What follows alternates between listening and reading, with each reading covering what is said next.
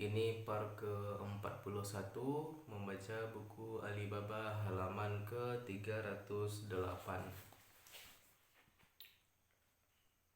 Sekarang jam 4 pagi. Gairah orang-orang Ali diungkapkan dalam banyak cara berbeda. Ketika para jagoan penjualan kalah taruhan dengan Jack Ma, mereka harus terjun ke Danau Barat di Hangzhou saat musim dingin. Ketika peringkat Taobao mengungguli eBay, staf Taobao bisa sampai memukuli tong sampah hingga menimbulkan suara gemuruh karena kegembiraan luar biasa. Ketika angka penjualan Alipay melampaui 7 juta RMB, staf teknis yang bekerja siang malam berlari sambil telanjang sebagai semacam perayaan khusus. Setelah itu, tradisi lari telanjang dalam perusahaan ini terus berlanjut. Semua itu adalah cara anggota staf Alibaba mengungkapkan ekspresi mereka pada saat puncak. Tetapi mereka juga mengungkapkannya dengan cara-cara lain dalam pekerjaan sehari-hari.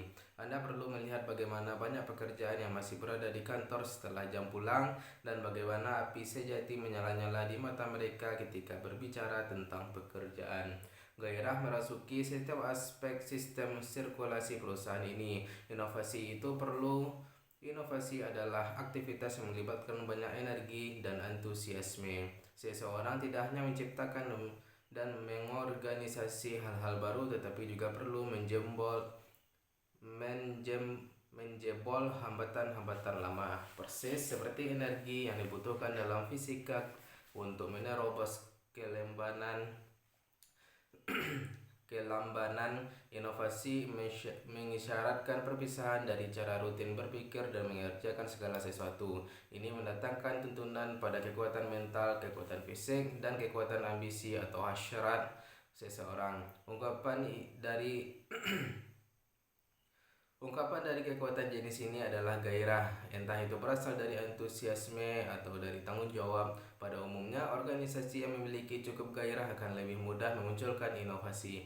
Tempat Alibaba didirikan yaitu Kompleks Apartemen Lama Jack Ma, Taman Tepi Danau. Tempat ini sudah menjadi simbol kultural dalam perusahaan. Pada tahun 1999, 18 orang pendiri berkumpul di sana untuk mendirikan Alibaba. Setelahnya, perusahaan terus berpindah ke tempat yang lebih disukai. Tetapi setiap kali perusahaan menemui kesempatan yang sangat membanggakan, terutama ketika proyek-proyek baru rahasia diselesaikan, tim yang mengerjakan proyek yang bersangkutan berkumpul di Taman Tepi Danau untuk menyelami kembali perasaan sebagai seorang pendiri. Jika Anda sempat disebut sebagai 9 pedang itu adalah orang-orang Ali, seketika mereka akan teringat pada beberapa momen krusial ketika tim pendiri meninggalkan prospek dan kondisi sangat menjanjikan di Beijing dan mengikuti Jack Ma kembali ke Hangzhou untuk mendirikan perusahaan. Setiap orang mengusahakan 500.000 RMB, tetapi tidak seorang pun diperbolehkan meminjamkan dari keluarga sendiri. Furnitur dibawa dari rumah para pendiri itu sendiri atau dibongkar dari toko-toko barang bekas. Beberapa barang yang lebih baru adalah jenis rakitan sendiri dan semua orang membantu merampungkannya. Mereka menggunakan puluhan komputer secara bergiliran. Semua orang bekerja 10 jam atau lebih setiap harinya. Dan ketika mereka lelah, mereka hanya berbaring sebentar. Pada hari-hari di musim dingin, mereka bahkan menggunakan pemanas kamar mandi untuk menghangatkan.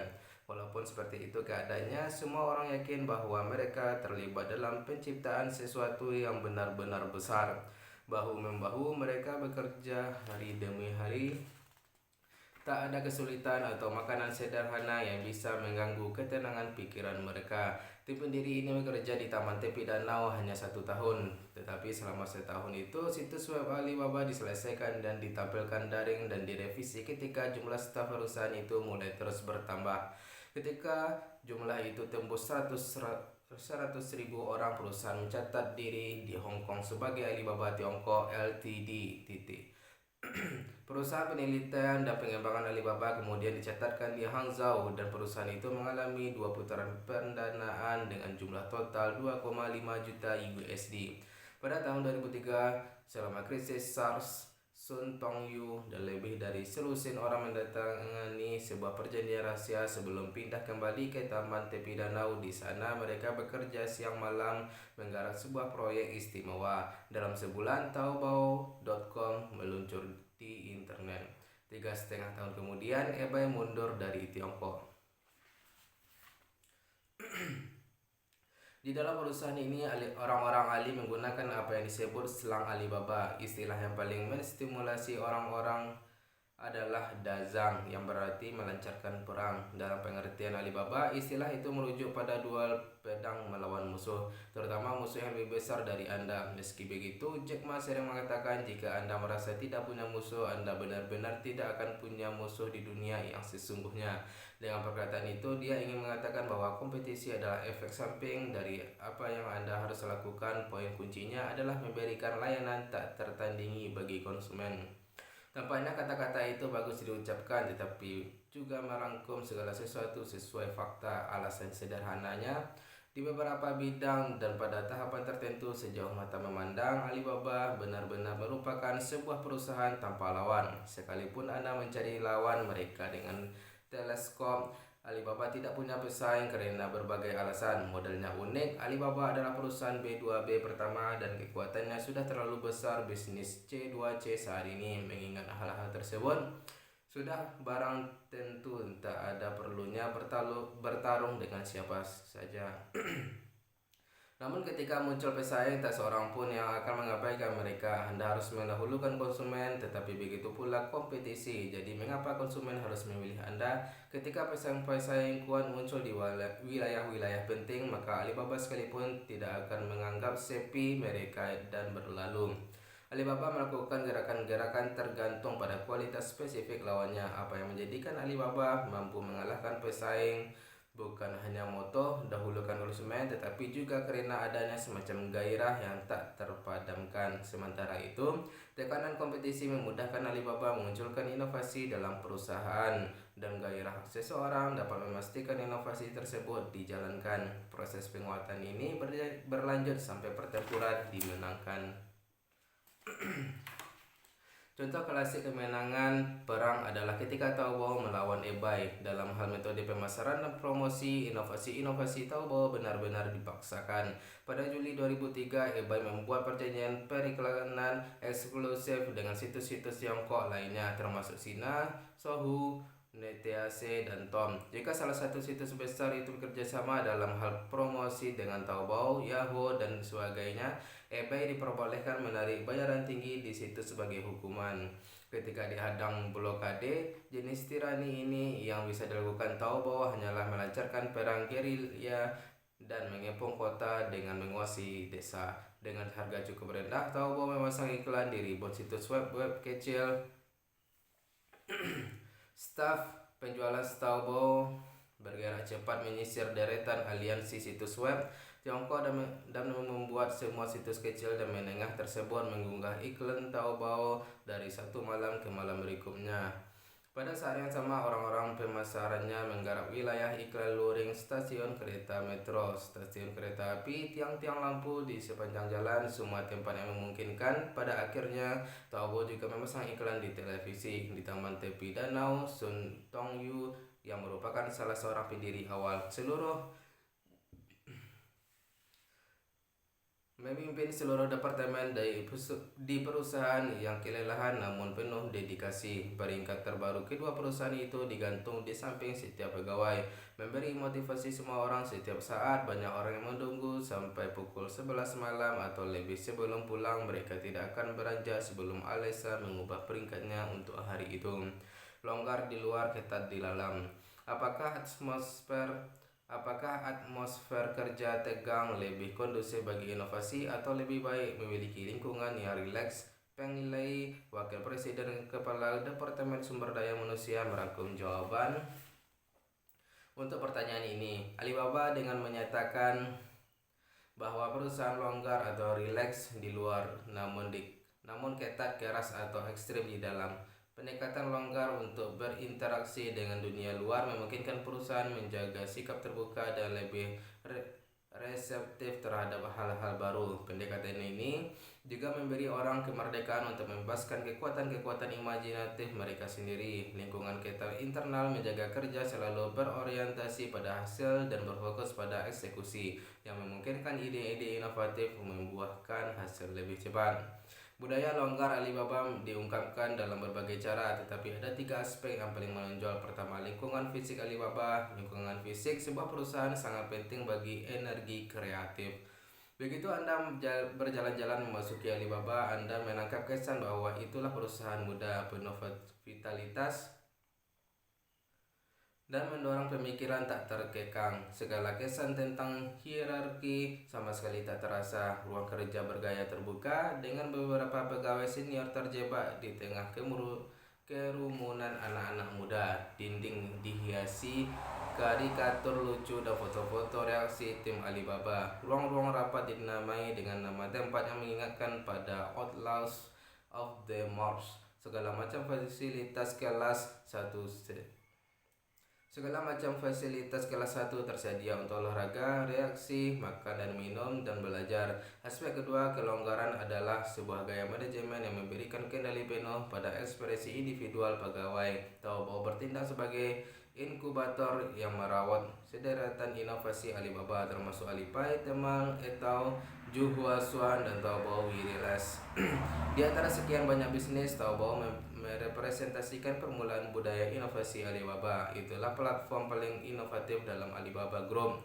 Hal ini terkait dengan cara di mana manajemen senior menjaga citra besar dan tidak terlalu menyibukkan diri dengan hal-hal kecil, sebagaimana diungkapkan oleh mantan CEO Taobao Lu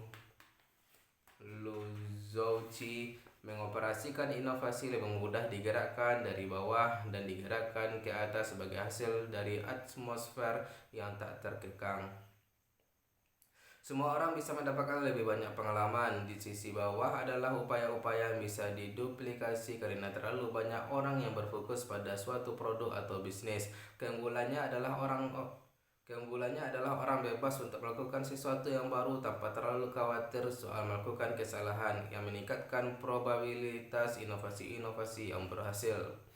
Pada akhirnya Alibaba memiliki semacam gen yang membuatnya cenderung menikmati aktivitas menyenangkan. Bukan lantas berarti orang yang suka bersenang-senang pasti lebih inovatif, tetapi yang jelas mereka tidak akan menjadi orang yang rata-rata. Sebagian besar orang tahu betul Alibaba akan menyepakati karakterisasi ini. Sebuah anekdot kecil mengungkapkan salah satu cara kerjanya. Di kampus Asosiasi Teknologi Alibaba, seseorang departemen teknik menghadapi persoalan ketika dia tidak bisa memperoleh sebuah program tertentu untuk menyelesaikan respon kurang dari 600 detik. Dia pun membuat pengumuman yang menawarkan hadiah 1 box minuman Coke bagi yang bisa mengurangi waktunya kurang dari 200 detik. Ada yang tertantang oleh persoalan itu menghabiskan waktu beberapa hari untuk menyelesaikannya dan berhasil mengurangi waktu respon sampai kurang dari 50 detik. Lingkungan Alibaba yang lebih ketat diperlihatkan terutama dalam standar kinerja yang berorientasi pada hasil. Seseorang bisa bersenang-senang sama mereka, tetapi pada akhirnya dia tetap harus menunjukkan hasil. Lebih dari itu, orang tersebut harus memastikan bahwa hasil-hasil itu harus bisa direproduksi melalui sebuah proses yang sudah ditentukan. Seperti kata pepatah, hasil tanpa proses tidak lebih bermanfaat dari sampah, sementara proses tanpa hasil itu sebuah buang gas. Kedua, Alibaba memperlakukan disiplin ketat. Ekonom William Baumol mengemukakan bahwa kewirausahaan dalam sebuah entitas bisa produktif tetapi bisa juga non-produktif dan berpotensi merusak. Energi setiap orang ada batasnya. Jika upaya-upaya kewirausahaan dicurahkan untuk usaha-usaha non-produktif atau bahkan destruktif, hal tersebut pasti mengurangi jumlah energi yang dipergunakan untuk usaha-usaha produktif. Akibatnya, kapasitas kewirausahaan sebuah organisasi akan dirugikan. Itulah sebabnya jenis pendekatan disiplin yang tepat memainkan peran sedemikian penting. Integritas adalah salah satu peraturan pokok di Alibaba terkait hubungan dengan dunia luar. Itulah salah satu dari 6 pedang keramat Pada Desember 2009, Alibaba Group mengumumkan regulasi tentang pelaksanaan bisnis. Regulasi tersebut menetapkan garis voltase tinggi. Sehubungan dengan kode nilai perusahaan, regulasi tersebut melangkah jauh dengan mendefinisikan standar perilaku etis.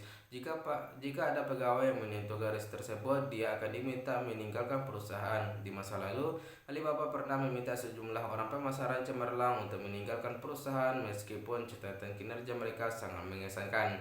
Pada tahun 2010, Jack Ma bahkan sampai membunuh Wei Zai karena staf B2B tertentu berkolusi dengan para pedagang untuk mengakali konsumen. Sehubungan dengan hubungan internal, Alibaba menganut relasi manusia sederhana dan lugas serta mengesampingkan segala macam politik kantor. Perusahaan memberitahu para pegawai bahwa Alibaba Group masih berada di tengah-tengah pertumbuhan pesat dan itu berarti masih akan ada peluang melimpah bagi semua pihak dengan posisi-posisi pekerjaan baru dan manfaat baru yang datang setiap tahunnya. Orang tidak perlu bertarung memperebutkan sumber daya dan kepentingan yang terbatas.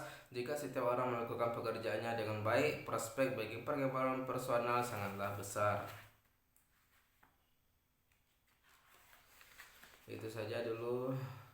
Besok kita akan membahas tentang sebuah struktur organisasional yang kondusif bagi inovasi, halaman ke-316. Sekian, bye-bye.